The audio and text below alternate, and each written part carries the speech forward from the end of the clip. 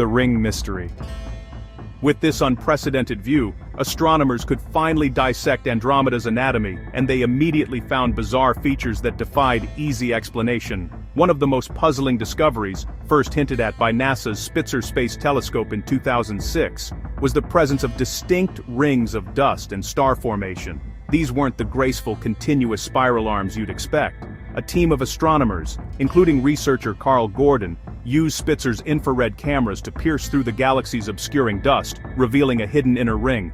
Farther out, Hubble saw a massive elliptical ring of hot, young blue stars. Another astronomer, David Block, famously described these features as being like ripples in a pond. What causes ripples? An impact.